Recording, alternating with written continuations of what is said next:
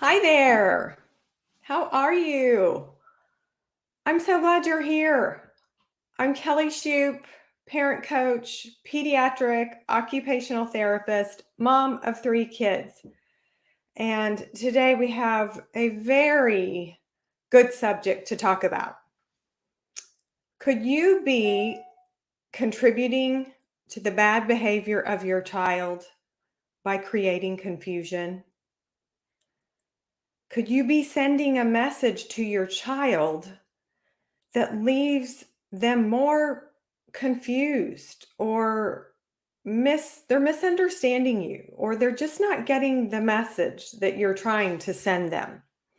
Well, that is going to be what we dive into today on the live show. And what I'm going to talk to you about is 3 ways that I see parents often create confusion with their kids that can be a cause or contributing cause to bad behavior.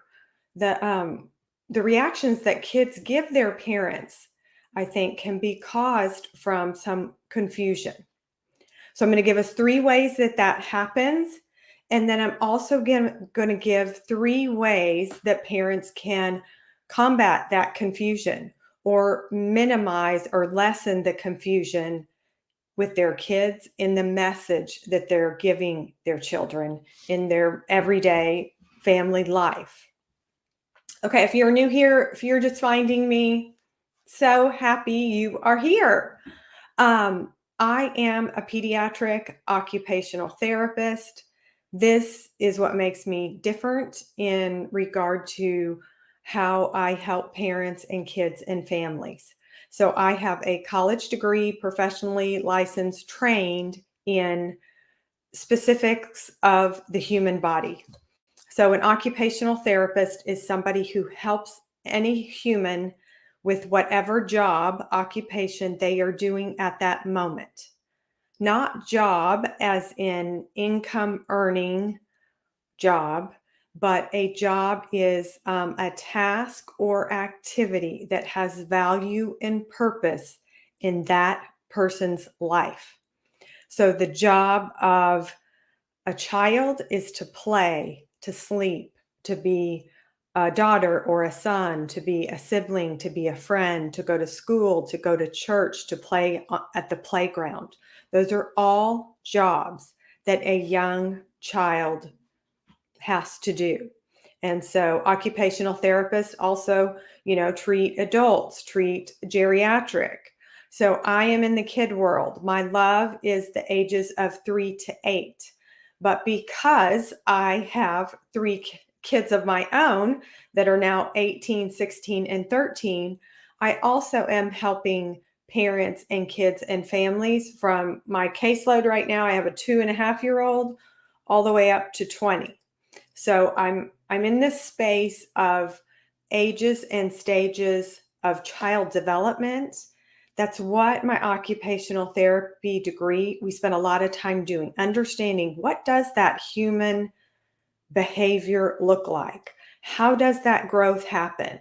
What does it look like inside the physical body, all the different systems of the body, the muscle system, the movement system, the nervous system, the sensory system, the posture system, the motor, fine motor to write and eat our food with the utensil, all of those things, as well as human behavior. What is the brain? What is executive functioning? How does that play out in a person's job or the task that they do every day in their life? So my degree and my occupational therapy background is what makes me different in how I help and coach parents with their kids. I have an in-depth understanding of the sensory system. So how is a child or anybody's body impacted with the senses that they take in through their hearing, taste, touch, eyesight? There's also a couple more. There's also another part of that sensory system that is the interoceptive system, which I understand well also. That is the internal signal system. So we all have alarms going off inside of our body that tell us we're hungry, we're thirsty, we need to go to the bathroom, we feel like we're going to be sick. There are also the internal signals and alarms for safety. Do I feel safe here? And that has to do with how God designed us in regard to being both the same and unique. So, the way I am made up and what feels safe to me, the natural rhythm of how I function with my muscles and my body and my sensory system, nobody else in the whole wide world has a makeup exactly like mine. And so that means it looks different than somebody else. So how I approach things is different than somebody else. So I'm able to take all these different systems, my understanding of human behavior, human development, God's design for all of it, and then help parents figure out, what do I do with this kid's bad behavior? What do I do with a child who's giving me tantrums and meltdowns? And oh my goodness, I'm going to lose my mind if my child does that one thing one more time. I've been there. I can so relate. I've been there with my own 3 kids. I've been helping kids and families and parents for over 20 years with that very thing. Like, I'm going to lose my mind. If this happens one more time, I get you. And so that's what we're going to talk about today. That is my role. That's what I do. But today we're going to talk about in regard to confusion, because oftentimes young kids are so confused by the message that their parents are sending. And these are loving, well-intentioned, like parents who are absolutely so intentional about wanting to do the very best by their kids. I mean, they would sacrifice anything, do anything, research to find anything if it means having a child that is growing and developing the best that they can. All these parents are like, yep, sign me up, I'm in. And so I know that these parents, you all have the best intentions in regard to your kids. And so today I'm just going to make you aware of some ways that we, again, it's unknowing. We don't know that we're doing this, and it's causing more confusion and your kids to get mixed messages. And when they get these mixed messages, they're behaving in ways that are not desirable to us as parents. So I think we can minimize that. Um, okay, so I first want to say that, again, this is God's design for humans. So we're in a family. Each person in the family is unique. They have their own unique makeup, their own unique learning style. In my world, I call it neurodiversity. And so it's the neurons in our brain that form pathways, how we learn information, how we retain it, how we process it. All of this is unique to each of us. It's pretty mind-blowing how awesome God is in making each of us so different. But we all have our own uniqueness in our brain, same thing in our body, how we register what comes in through our senses, the information from the environment. I speak all the time. I am very hearing sensitive. So my body does not have the ability to filter out all the different sounds that can come to me at once. So if I am in a crowded gymnasium, my middle daughter plays volleyball. If I'm in a crowded gymnasium with her playing volleyball and there are a million whistles by other games going on, referees, there's coaches yelling, there's kids screaming, girls volleyball loud, screechy, there's parents clapping, there's somebody answering their phone. It is so incredibly exhausting to me. And so that is something unique to me, like how my body just operates. But God made us each differently. And once we recognize that, and that we are with a family of unique people. So in my family, I've got 3 different kids. Each of them is different. And so it's hard because the messages that we're sending, the messages the child is getting, how they actually would ideally like to hear it or how it would come across to them for the best learning, that's difficult to differentiate, especially when kids are young. But again, perfection isn't the goal. It's just better understanding and also awareness that we are imperfect. And again, this was God's design to make us imperfect. So we would need Him. So we would need to ask for His grace every single day in every interaction we have with each other in our family and everywhere we are in the world. So once we understand that, we're not going to be perfect. We're not going to get the messaging exactly perfect. So the goal is just progress. The goal is awareness. The goal is to have peace in your family. The goal is to have perspective, to know, oh yeah, maybe I said that, but they didn't pick up on it like that. Maybe I should come at that from a different angle and they can understand it better. The other goal is always connection, to connect with the members of your family in a peaceful, loving way. Okay, first way that parents can be contributing to confusion in their kids is by communication. That should be no surprise to anybody, but I want to break it down just a little bit further. We're going to talk about communication in our words. So this again is probably like, well, duh, of course we are speaking to our kids. So, I'll work with a family and I will hear the mom say, I mean it. If I tell you that one more time, this is going to happen. Except I just heard her say it. This is the 4th time. So kids are like, okay, she's told me once and she's told me a second time. I mean it. If I say it again, I'm doing this. But she never does it. And so the kid's thinking, So kids are often so incredibly like perplexed, and you'll see them. They'll kind of cock their head and tilt their head, and they're like, "What? Huh? Wait." And at these young ages, remember they don't have a fully functioning brain, so they're just all this stuff's coming at them new. They're like, "Wait a minute, what? Huh?" And I ask kids so much in my sessions with them. Like, well, what do you think about that? Or what if your mom does that? Or what if your dad did that?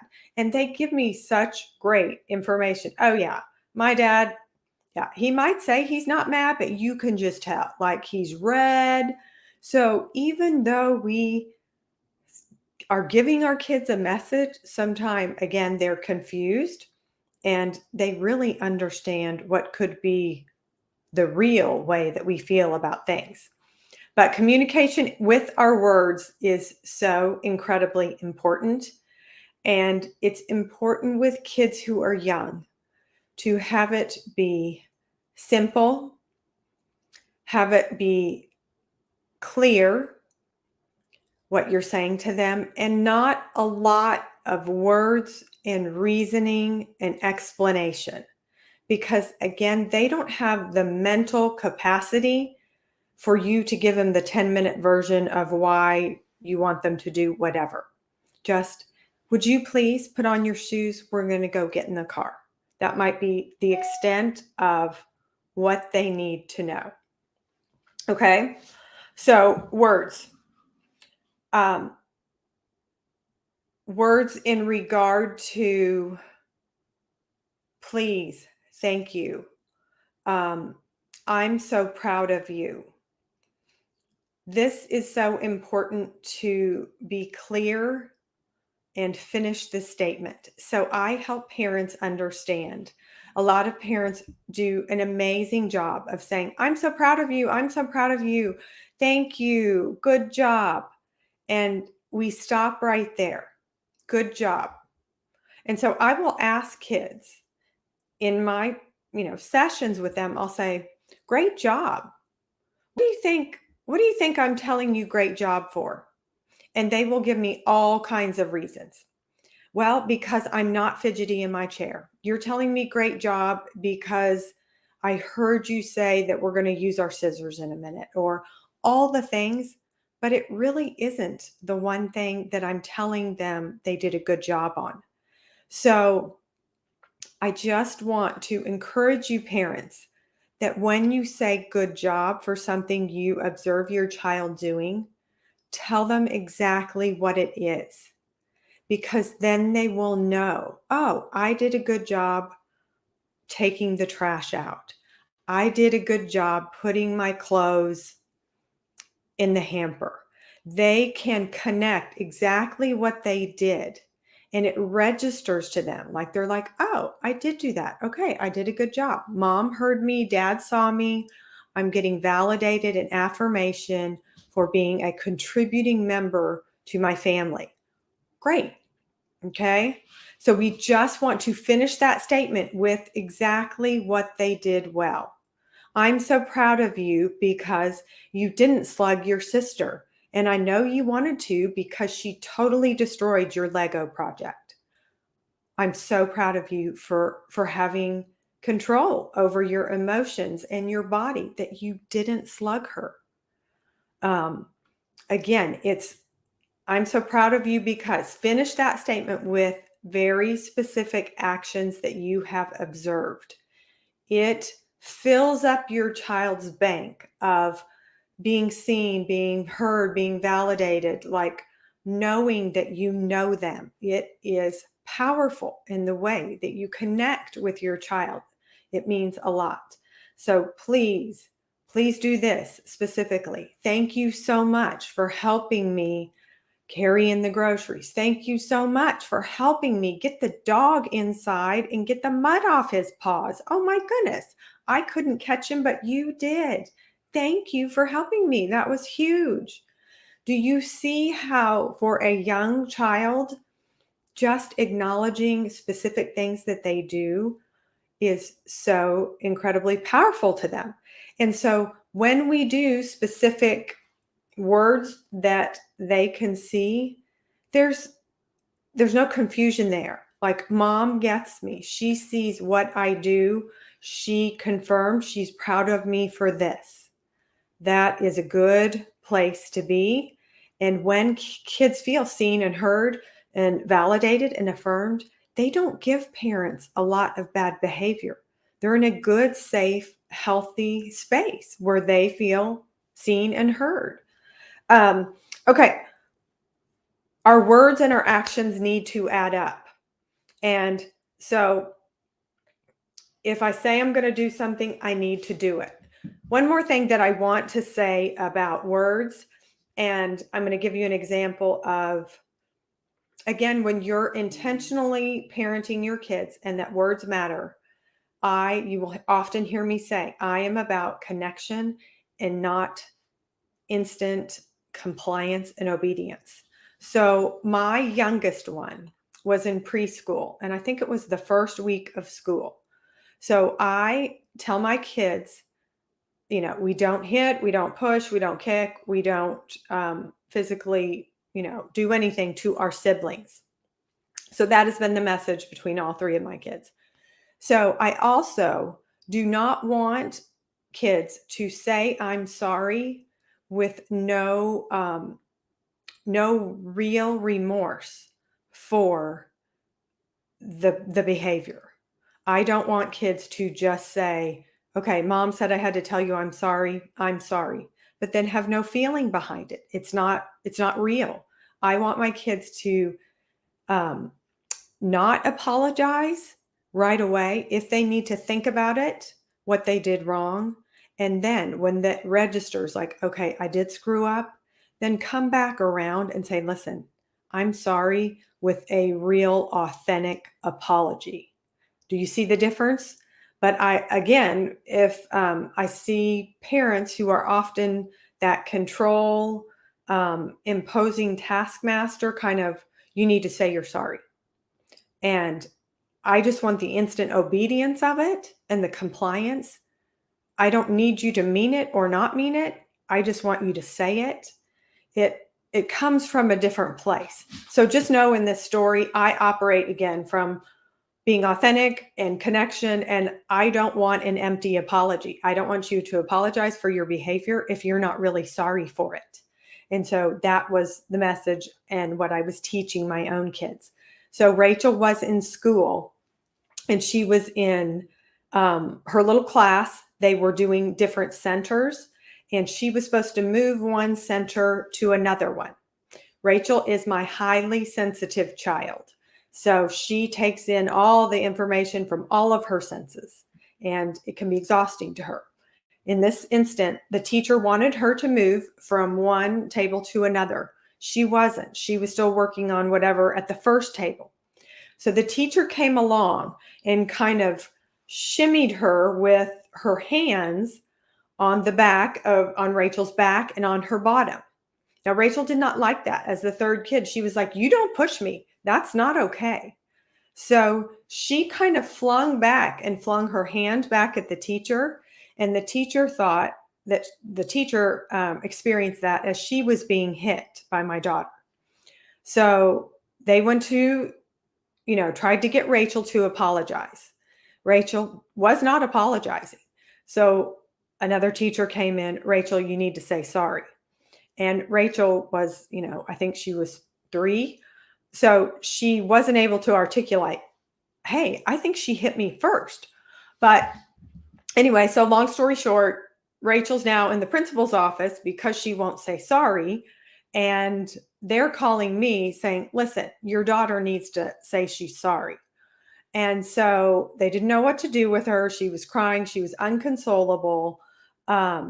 And the principal ended up putting her in a dark room finally to give her some space, because knowing Rachel, the more people you add to her, the more, and that's exactly what they did. They brought in, okay, well, one teacher can't make her say sorry. So let's see if 2 or 3 other ones can.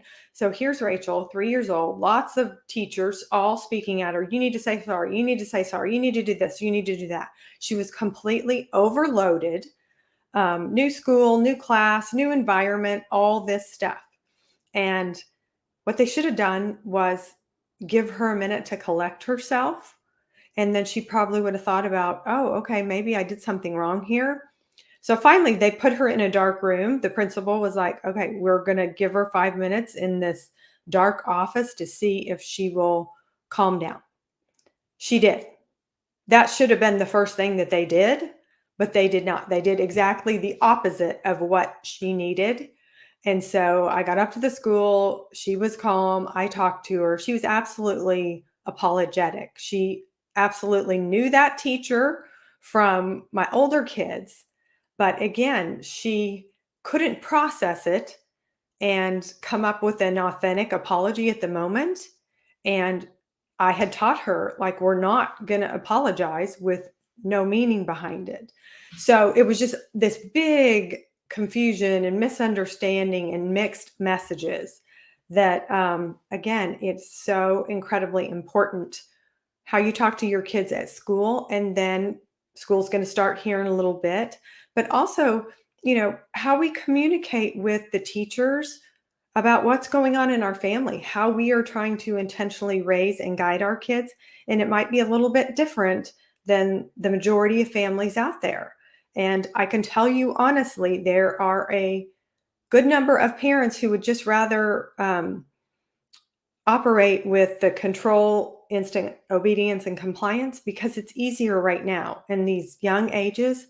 But again, this is the long game we're playing for 20 years here. And so that doesn't serve them to ask for that control and instant obedience and compliance in those later teenage years. So words are so, so important. Okay, next one, actions. Your words and your actions have to line up as parents. And that is so incredibly hard. And that hits on our second thing, which is boundaries. You have to have your boundaries. You have to hold them. And this is where those words and those actions come into play. Like, if I say I'm going to do this, I have to hold that boundary and I have to do it. And so I was coaching a mom this week and she said, I don't like to hold the boundaries. I would really like it if my kids did not get to the point where they push that boundary because I feel bad. I feel bad saying, okay, now we don't get to do this, or now we're going to take away story time before bed. And I had to explain to her that actually I understand that she feels bad about that, but I needed her to understand actually your child feels safer. Your child doesn't like that they aren't getting what they want. They aren't liking that they can't continue with this undesired behavior that they're giving you and not holding the boundary, but they're actually registering inside their body they are safe. If a parent has the ability to hold those boundaries, that child is safe to know I can't just do whatever, anything goes. I'm confined. There are restrictions on me, and that is actually a really good thing. And so this mom, again, she didn't like it, but I could give her a new perspective. Like, this is so, so important. These boundaries matter. And maybe not so much at 4 years old when we're just trying to get them to take their clothes from the bathtub and put them in the dirty clothes hamper, but we're modeling and we're teaching our kids they can trust us in holding a boundary right now. And so when your child is 16 years old and you say, you know what, you can't drive the car past 11 o'clock, they're going to know, oh, okay, I know mom's words and her actions line up. I can trust her to do what she says she's going to do. And actually, she's looking out for my safety. This safety is important. And I know that it's mom's job to keep me safe. And so I'm going to listen and follow her boundaries, her rules for me. Okay. So just know it's long term, but those words, those actions have to line up or your child is confused. And it's like, wait a minute. She said if she had to do this one more time, she was going to take away bedtime. But she told me that 4 times, and then I still got this before bedtime.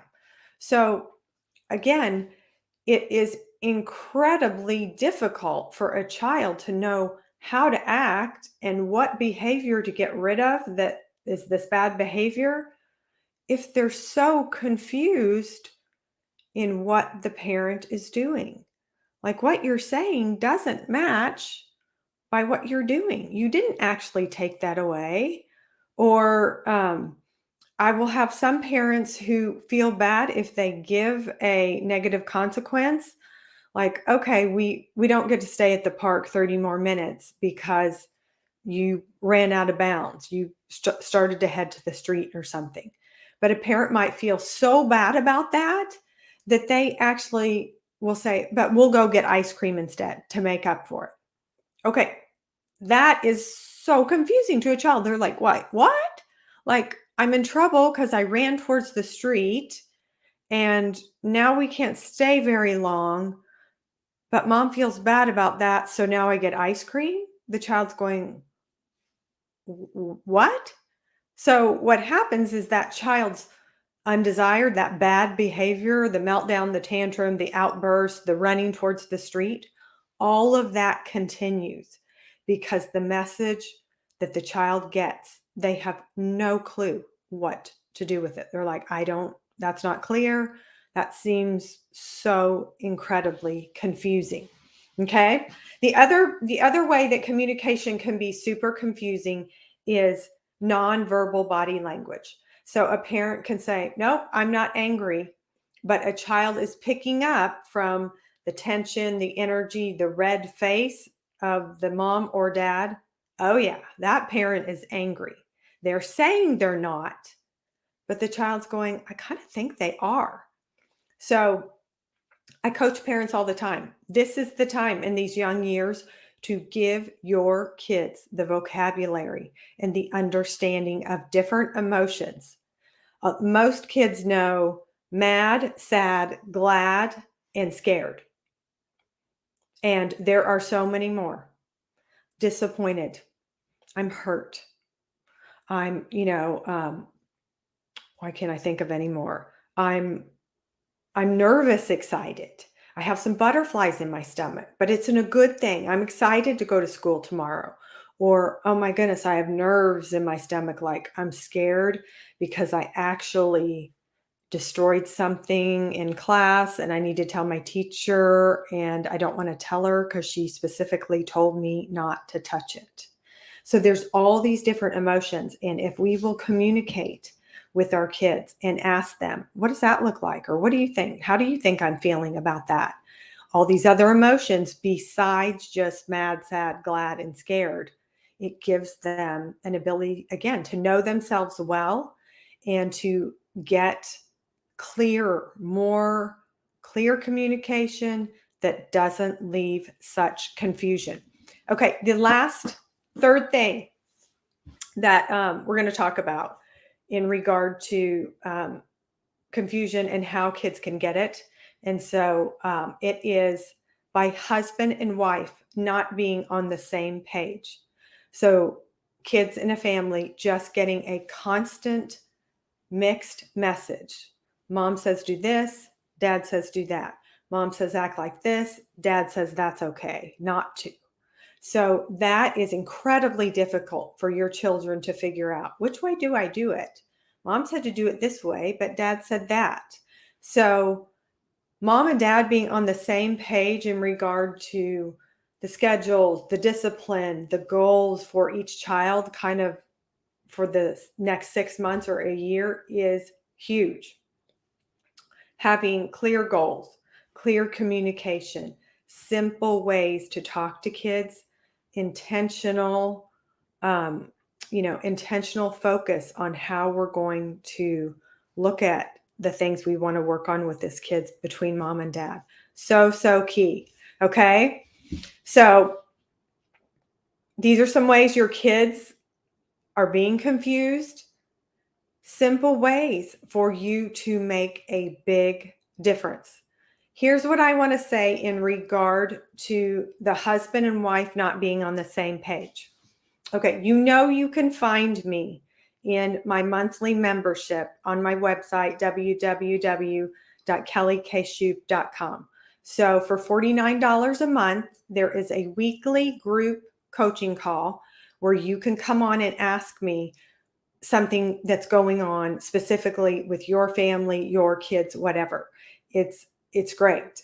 There are also lots of resources, kind of occupational therapy focused for you to learn about the skills, all the different systems and behaviors that I know about to kind of share with you in different ways. That is online on the portal. There's videos there. You can watch them whenever you need them. They're there for you. Okay, so that is my monthly membership. What I also have is one-on-one coaching for 10 weeks. I have a one-on-one for just one parent, but I also do coaching of couples. So a mom and a dad meet with me for 10 weeks, and it can be life-changing for your family. If mom and dad don't agree on what discipline is being used, that's hard on kids. Again, there's not good behavior coming out of that. There's probably more bad because kids are confused. I also help parents understand what is the childhood you experience. So, dad comes into the marriage with one set of the way he was parented, and mom does the same. So there are triggers, there are things that occur in the family that really don't have anything to do with this child. They have to do with what the parents experienced when they were being raised. But it comes out in a certain way. And again, the child is so confused. They're like, what? Where? What? How? Huh? That just happened? That's a big blow up. I didn't even do anything. They are left going, what? And so we don't want our kids to be confused based on the childhood stuff that happened years ago. We want good, clear, concise communication for that connection. And so with a couple, counseling, coaching. It's not counseling, it's more coaching. Okay, this is what we're going to do. These are the 3 things mom and dad can come together and say, this is what I want to focus on in our family right here, right now for 2 months. And what parents find with working with me is they feel immediate relief, and they feel like they get efficient, effective strategies that are based on not just somebody's opinion of parenting. It's based on actual, physical body, understanding human development, the ages, the stages, what is happening. Another way is because I understand that human body so well, the sensory system. I have each, the husband and the wife, take their sensory profile. How are they unique? What are their sensitivities? What absolutely drives them crazy? We all know for me, it's hearing. But when a wife and a husband understand each other's, they're like, oh, I get it. My husband wasn't trying to be a jerk by doing this. He was actually just trying to settle his nervous system and kind of get it back to an A-OK point. But I was totally offended because he had to leave because his hearing, he couldn't handle it. So there again becomes more understanding, more awareness, more unity and cohesiveness in how parents can interact and raise their family. And that is such a great positive place. So that is also on my website for, again, just one-on-one coaching once a week for 10 weeks. Mom and dad, we can take turns some weeks, we can be together, but it's an attempt to get parents on the same page. Let's parent from one common, unified, clear, communicated approach, and then our kids aren't confused. There is so much more connection, and there's better behavior from these kids, and that feels so much better to parents. Thank you for your time today.